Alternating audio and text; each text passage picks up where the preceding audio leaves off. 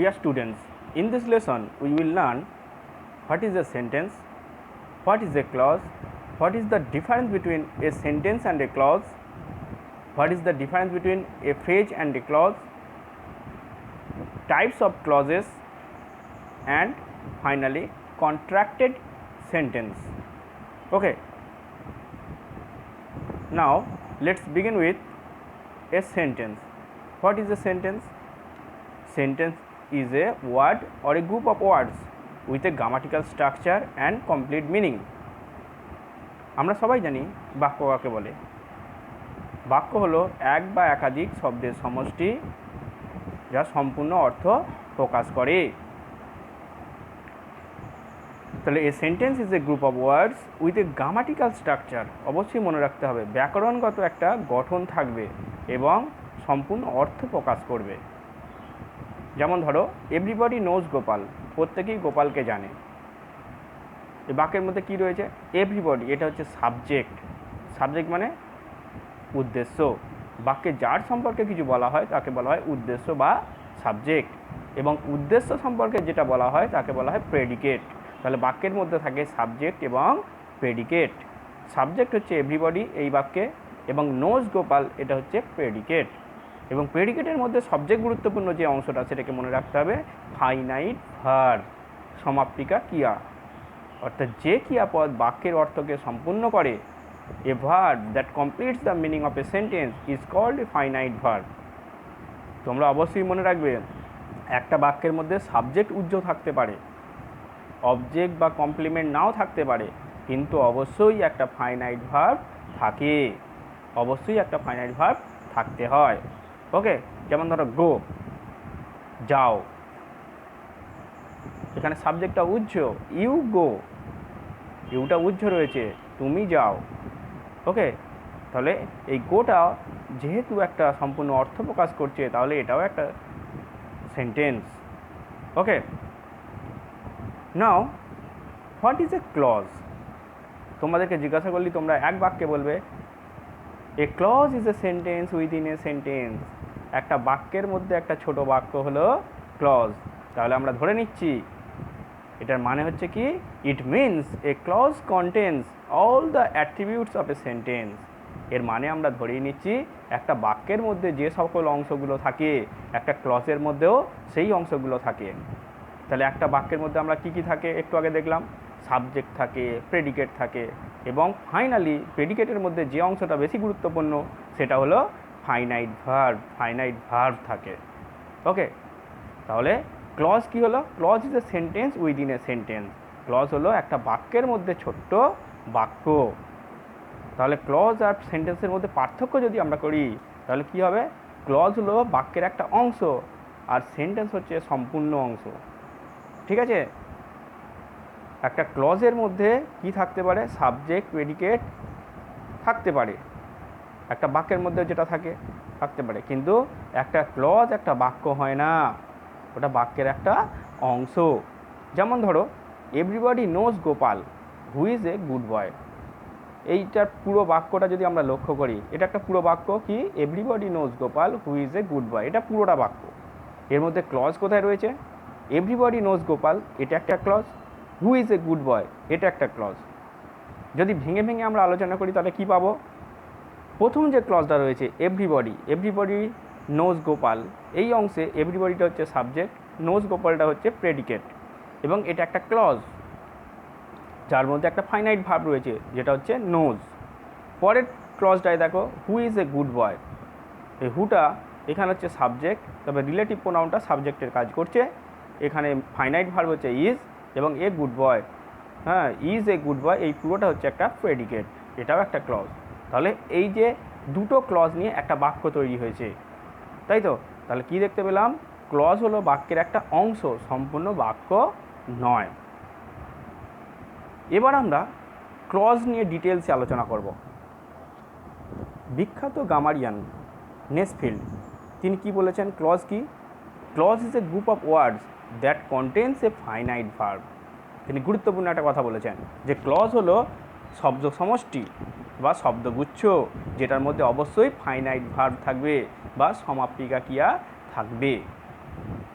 তবে আধুনিক যে English grammar, modern English grammar, এই যে চিন্তাভাবনা, এই চিন্তাভাবনাটাকে আরও বিস্তৃত করেছে।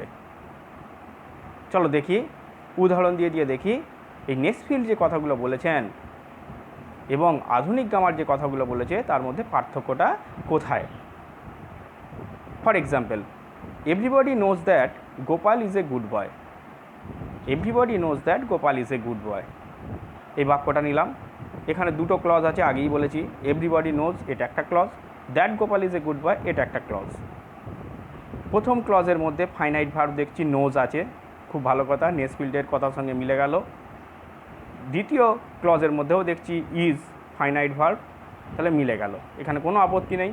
তাহলে নেসফিল্ড যা বলেছিলেন, a clause is a group of words that contains a finite verb, এটা আমরা আপত্তি করলাম না।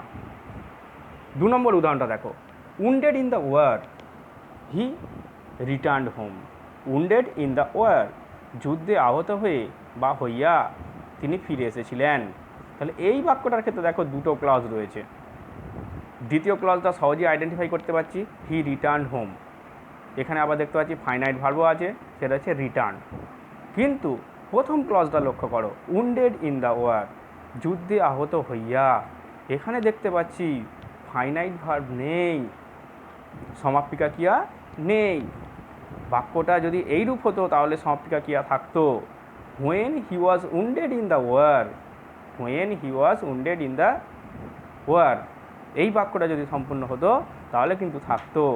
কিন্তু এখানে দেখতে পাচ্ছি ফাইনাইট ভার্ব নেই, এই উন্ডেড এটা হচ্ছে নন ফাইনাইট ভার্ব।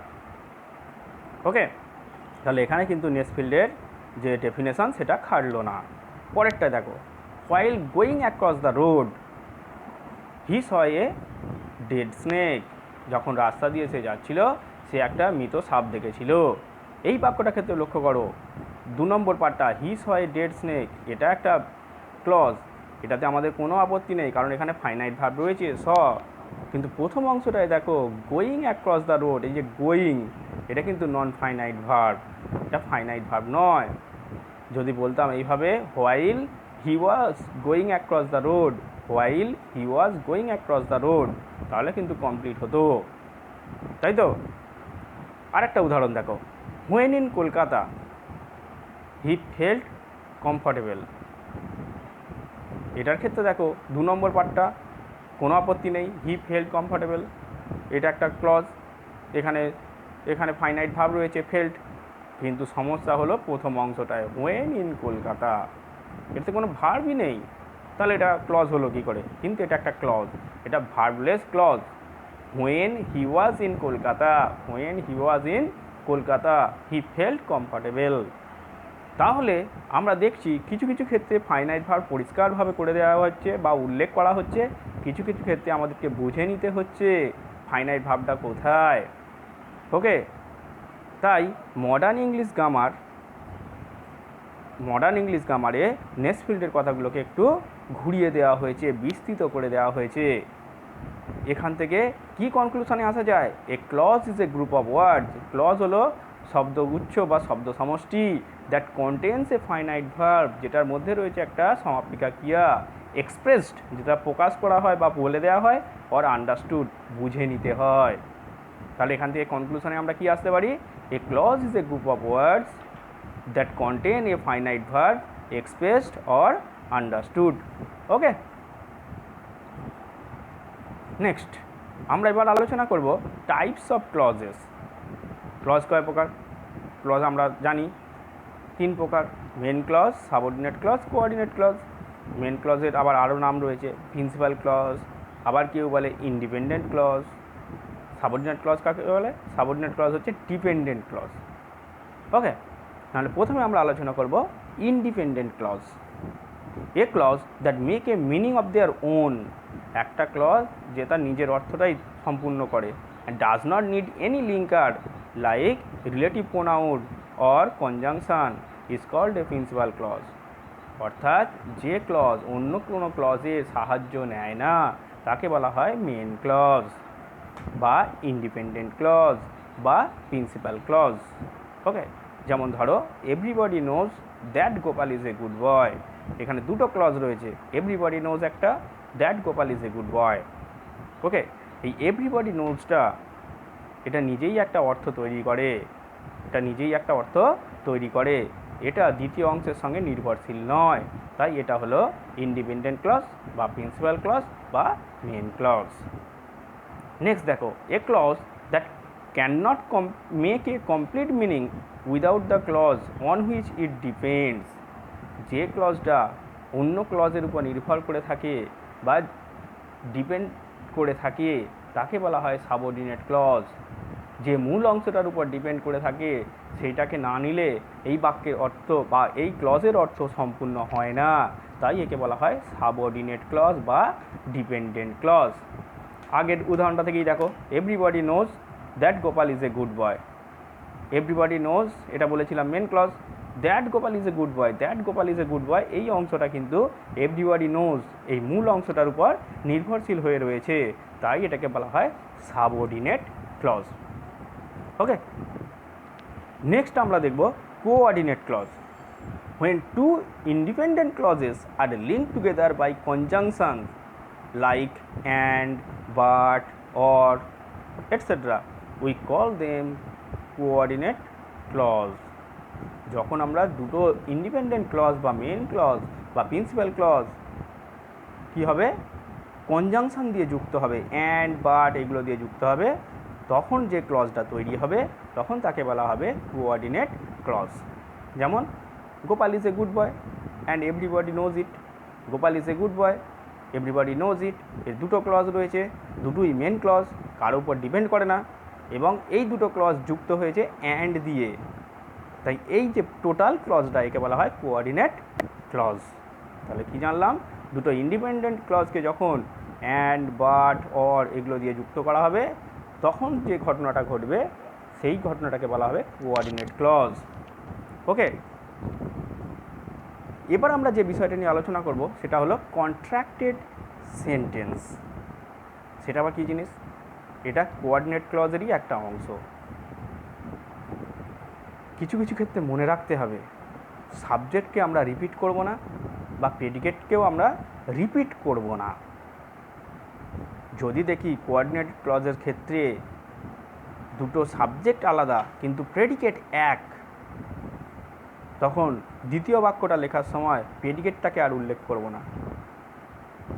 বা যদি দেখি যে দুটো সাবজেক্ট এক প্রেডিকেট আলাদা, তখনও দ্বিতীয় বা সাবজেক্ট লেখার সময় সেটাকে উজ্জ্ব রেখে দেব বা অমিট করব।